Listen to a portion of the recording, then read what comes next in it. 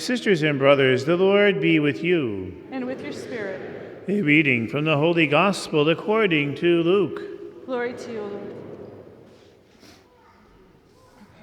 That very day, the first day of the week, 2 of Jesus' disciples were going to a village 7 miles from Jerusalem called Emmaus. And they were conversing about all the things that had occurred. And it happened that while they were conversing and debating, Jesus himself drew near and walked with them. But their eyes were prevented from recognizing him. He asked them, "What are you discussing as you walk along?" They stopped, looking downcast. One of them, named Cleopas, said to him in reply, "Are you the only visitor to Jerusalem who does not know of the things that have taken place there in these days?" And he replied to them, "What sort of things?" They said to him, "The things that happened to Jesus the Nazarene, who was a prophet, mighty in deed and word before God and all the people. How our chief priests and rulers both handed him over to a sentence of death and crucified him. But we were hoping that he would be the one to redeem Israel. And besides all this, it is now the 3rd day since this took place. Some women from our group, however, have astounded us. They were at the tomb early in the morning and did not find his body. They came back and reported that they had indeed seen a vision of angels who announced that he was alive. Then some of those with us went to the tomb and found things just as the women had described, but him they did not see." And he said to them, "Oh, how foolish you are! How slow of heart to believe all that the prophets spoke! Was it not necessary that the Christ should suffer these things and enter into his glory?" Then, beginning with Moses and all the prophets, he interpreted to them what referred to him in all the scriptures. As they approached the village to which they were going, he gave the impression that he was going on farther. But they urged him, "Stay with us, for it is nearly evening and the day is almost over." So he went in to stay with them. And it happened that while he was with them at table, he took bread, said the blessing, broke it, and gave it to them. With that, their eyes were opened and they recognized him, but he vanished from their sight. Then they said to each other, "Were not our hearts burning within us while he spoke to us on the way and opened the scriptures to us?" So they set out at once and returned to Jerusalem, where they found gathered together the 11 and those with them who were saying, "The Lord has truly been raised and has appeared to Simon." Then the 2 recounted what had taken place on the way and how he was made known to them in the breaking of bread. The Gospel of the Lord. Praise to you, Lord Jesus Christ.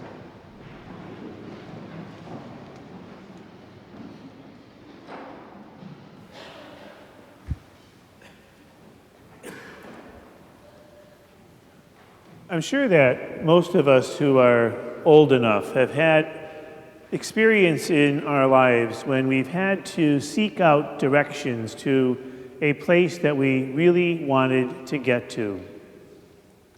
And in the old days, we used to consult an actual map, or we would ask somebody for the directions if they knew where the destination was.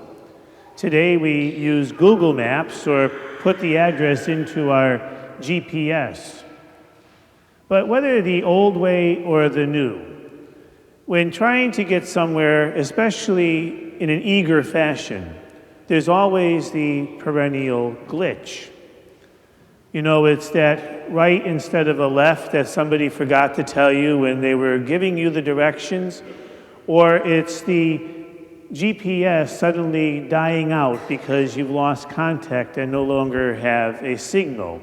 and that little thing in your car just keeps going around and around and around. And we can feel that angst inside of ourselves, because when we find ourselves finally down that dead-end road, we're truly lost and not sure of how to get ourselves back on track.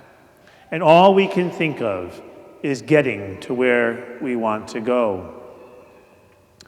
Our lives are somewhat like that. You know, there's the glitches of life, and we can call them our death experiences. Those moments when we find ourselves carrying a cross, suffering, confronting actual death, facing disappointment, fear, anxiety, and excessive worry. Life has a way of bringing those experiences to us, but yet somewhere in the back of our head, we simply want to get over it, get beyond it, get it healed, and get it fixed in the quickest way possible. And when we face that dead end, life becomes a huge question for us. Even God becomes a question for us, because it can seem at times that He's leaving us alone and not helping us deal with the roadblocks of life. And we come and we celebrate this resurrection, this joyful hope. And we find ourselves actually saying, where is the joyful hope? You know, Jesus really is our roadmap. But it's a roadmap that brings us to places where we may not suspect we need to go. You know, in our church here, we have the crucifix that is ever before us.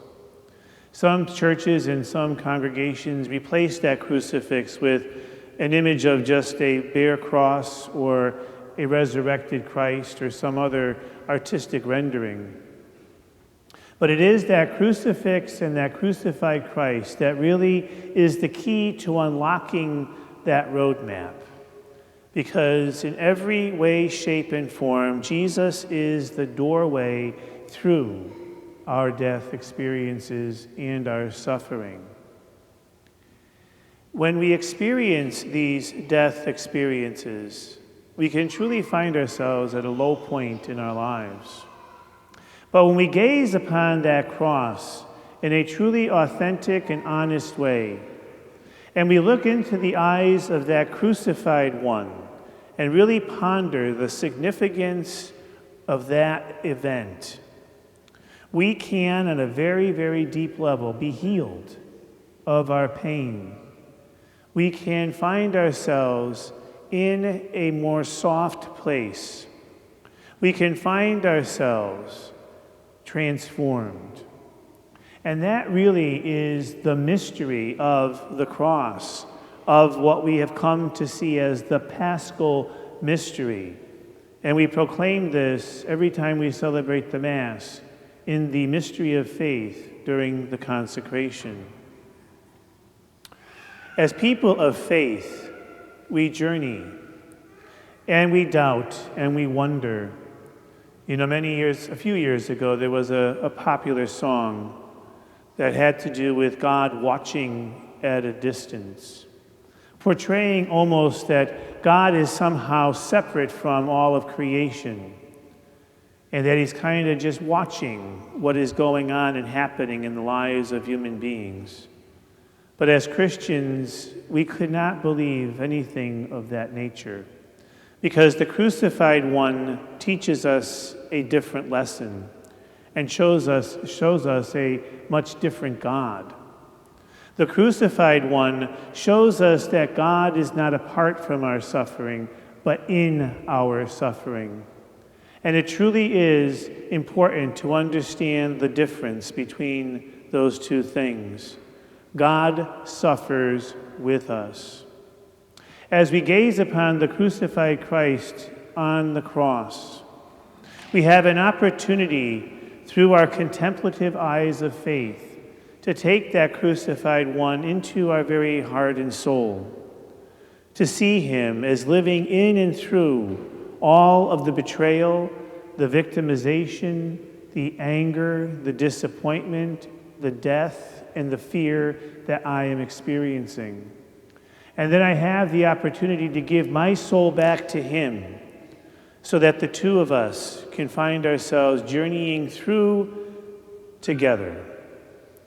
And then once we begin to focus on that and begin to meditate upon that, we begin to see how God unlocks the door and brings us to a different place. You see, the furniture in our lives may not always change, but it doesn't mean that God isn't working and acting in and through our experience. Because what happens when we truly begin to contemplate and pray and gaze upon the crucified one is that an internal change begins to occur. We begin to change as people. Our soul begins to change. And we find ourselves inheriting three incredible gifts that will serve us well in our faith journey. The first is humility, the second is patience, and the third is compassion. When we gaze upon the crucified one and realize that we do not walk alone through our death experiences in life, then we can look at our brothers and sisters, and I can understand your pain in a softer way. I can understand myself with more gentle eyes and realize that that crucified one gazes upon me with those loving eyes that suffer with me as well. And that really is the key to God's love. Any of us who have really ever loved deeply understand the pain that that loving can bring. Those of us who are parents, who've had to lovingly watch our children make choices and decisions that are not the choices and the decisions that we would necessarily want to make, know how hearts can be pierced because of the depth of that love. And God's love for us is no different. Because when he gazes upon us from that cross, he suffers with our suffering. And his love is a suffering love. And so as we have the opportunity to journey through this Easter season of joy and hope, let us not make the mistake of realizing that we can't get to our goal without walking through the same journey that Jesus walked, without bringing ourselves in alignment with him and seeing him as the one who truly is the way, the truth, and the life, the God who is with us, the God who brings us to another place, a place of hope. Always remember that God will never let us face that roadblock. We will never, ever face a dead end in this life and most certainly in the life to come. That he always transforms, always opens up new possibilities, always rolls away the stone and allows us to experience the new life, hope, and joy that only he can give.